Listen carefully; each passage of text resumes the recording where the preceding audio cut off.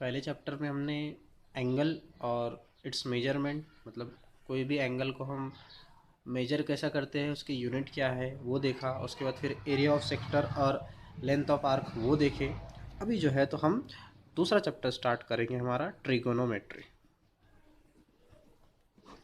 ठीक है। ट्रिग्नोमेट्री जो है वो बहुत ज़्यादा इम्पोर्टेंट है। ट्रिग्नोमेट्री जो है हमारा, हमने 10th में भी स्टडी की है, उसके बाद अभी 11th में भी है, आपको 12th में भी है, इसका यूज़ फिज़िक्स के अंदर भी है। ओके। तो ट्रिग्नोमेट्री बहुत अच्छा, बहुत इंपॉर्टेंट चैप्टर है, आपको इसको अच्छे से स्टडी करना है और इसको समझना है। ओके।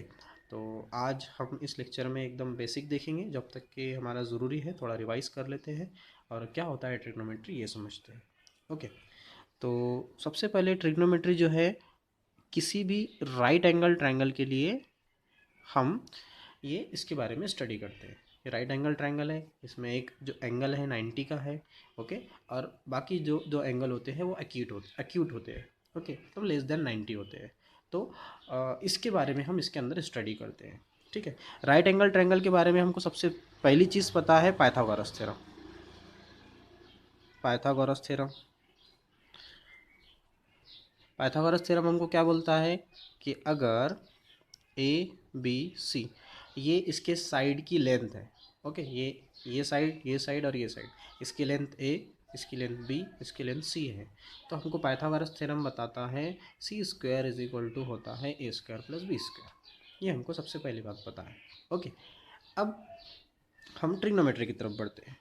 ट्रिग्नोमेट्री सबसे पहले 6 रेशो रिप्रेजेंट करता है। 6 जो है रेशो बताता है कि भाई 6 रेशो जो है ट्रिग्नोमेट्री के अंदर स्टडी की जाते हैं। कौन कौन से 6 रेशो है?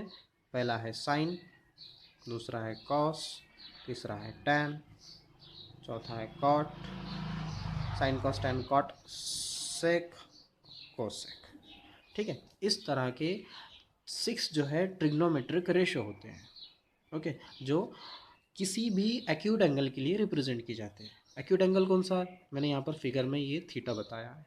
ओके, ये थीटा जो है तो एक्यूट एंगल है, और ये इस एंगल के लिए, इस ट्रायंगल के इस एंगल के लिए हम ये 6 ट्रिग्नोमेट्रिक रेशियो लिखने वाले हैं।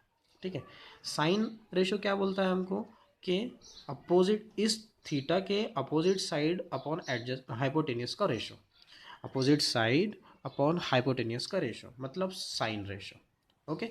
उसी तरह कॉस क्या बोलता है कि इस थीटा का एडजेसेंट साइड, मतलब बी अपॉन हाइपोटेनियस। ओके, तो अपॉन हाइपोटेनियस, तो बी अपॉन सी, इस तरह हमको मिलता है। उसी तरह टैन क्या बोलता है? Opposite side upon adjacent side, opposite side upon adjacent side. ठीक है। ये ट्रिग्नोमेट्रिक रेशो हमने 10th में भी स्टडी की है, इसलिए मैं थोड़ा सा रिविजन के तौर पे ले रहा हूँ इसको। ओके। तो sine cos tan 3 trigonometric ratio इस तरह हमको मिलते हैं। Opposite side upon hypotenuse, adjacent side upon hypotenuse, और opposite side upon adjacent side. ठीक है।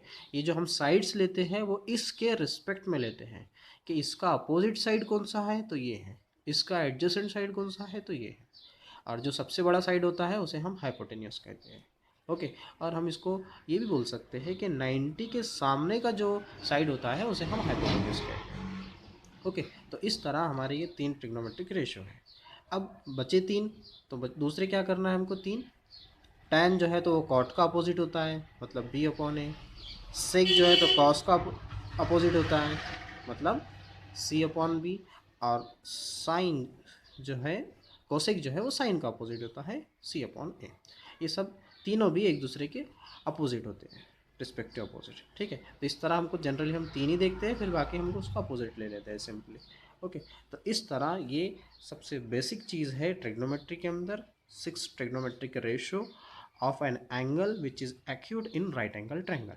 ये राइट एंगल ट्रायंगल में एक एक्यूट एंगल है, उसके बारे में हमने ये 6 ट्रिग्नोमेट्रिक रेशियो लिए। ओके। उसके बाद कुछ और प्रॉपर्टीज़ हैं, कुछ और जो है तो फार्मूले हैं, वो हम देखते हैं। तो सबसे पहला फार्मूला आता है sine square theta plus cos square theta equal to 1। ठीक है, ये पहला फार्मूला है हमारा।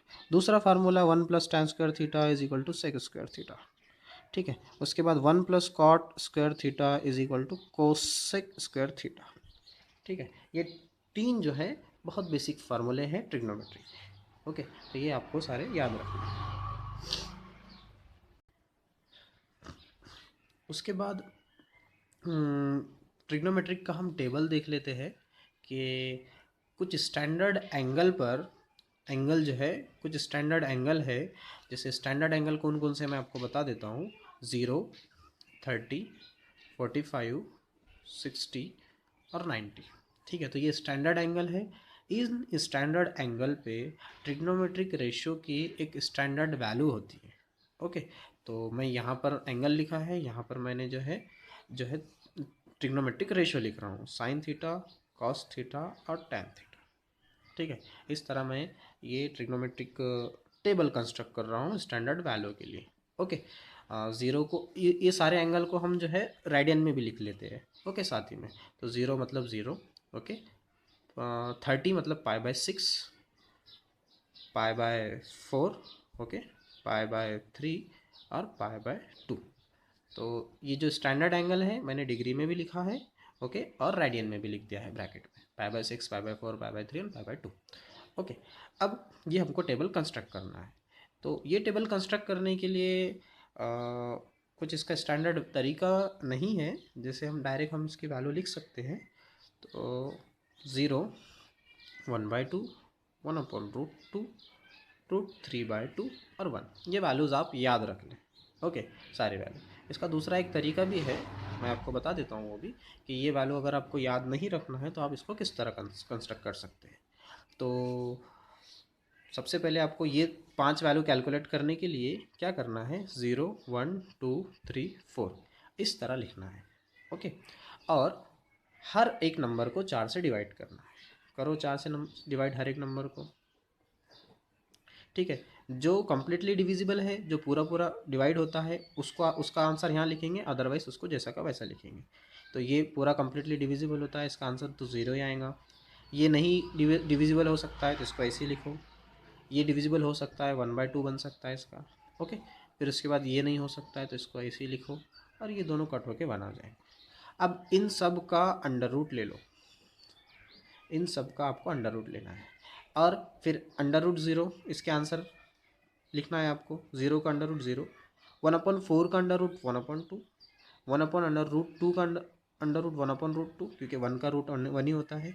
फिर √3 का अंडर रूट पूरा नहीं निकलता है तो √3 लिखेंगे, 4 का अंडर रूट 2 और 1 का अंडर रूट 1, और ये सारी वैल्यू ये है। ठीक है, इस तरह हम ये याद रख सकते हैं। या फिर इसका दूसरा तरीका ये है कि साइन जो है वो जैसा जैसा एंगल इंक्रीज़ होता है वैसा वैसा उसकी वैल्यूज़ इंक्रीज़ होती है और मैक्सिमम बन जाती है। ठीक है, इस तरह आप दो तरीके से इसको याद रख सकते हैं। उसके बाद कॉस साइन की जो वैल्यूज़ होती है उसको आपको रिवर्स कर देना है। ठीक है, मतलब क्या, इसको यहाँ लिखना है आपको, इसको यहाँ लिखना है, इसको यहाँ लिखना है, इसको यहाँ लिखना है, और इसको यहाँ लिखना है। ठीक है, इस तरह। तो क्या किया हमने कॉस की वैल्यू के लिए, सारी ट्रिग्नोमेट्रिक वैल्यू जो साइन की थी उसको रिवर्स मैनर में कॉस के लिए लिख दी। ओके, उसी तरह टैन किस तरह लिखेंगे हम, टैन की वैल्यू जो होती है वो साइन अपन कॉस होती है। हाँ, ये बेसिक में ये हमारा रह गया था कि tan theta equal to sine theta upon cos theta होता है। ठीक है, ये एक फार्मूला है, तो उसी की मदद से हम क्या लिख रहे हैं, tan theta is equal to sine theta upon cos theta. तो 0/1, तो 0 ही रहेगा। कुछ वैल्यूज़ है, जैसे रिजल्ट है मैं आपको बता देता हूँ। 0/1 0 होता है, लेकिन 1/0 इन्फिनिटी होता है। ओके, उसके बाद 1/∞ इक्वल टू 0 होता है। ओके, ये इसके लिए हमारे यहाँ पर यूज़फुल रहेंगे। तो 0/1 0 होता है, ये दोनों को आपको डिवाइड करना है, 2 कटने वाला है, 1/√3 आ जाएगा। ये दोनों को डिवाइड करो, दोनों एक दूसरे से कट जाएंगे, कुछ नहीं बचेगा तो 1 बचेगा, मल्टीप्लिकेशन डिवीजन हो रही है इसलिए। फिर जब इन दोनों को हम डिवाइड करेंगे, 2 से 2 कट जाएगा, √3/1 आएगा, मतलब √3। ओके, और 1/0 जो है तो इन्फिनिटी आएगा। इस तरह हम जो है ये ट्रिग्नोमेट्रिक रेशो का स्टैंडर्ड एंगल पे टेबल कैलकुलेट करते हैं। ओके, तो मैंने आपको बताया कि किस तरह ये वैल्यू कैलकुलेट करना है, किस तरह ये टेबल फिल करना है। ठीक है, तो ये सारा हमारा आज ट्रिग्नोमेट्रिक के लिए पूरा बेसिक था कि ट्रिग्नोमेट्री है क्या, उसके बारे में हम क्या पढ़ते हैं और क्या हम उसके अंदर स्टडी करते हैं। ओके, तो आपको ये अच्छे से पढ़ना है, राइटअप करना है और इसको समझना है। ओके।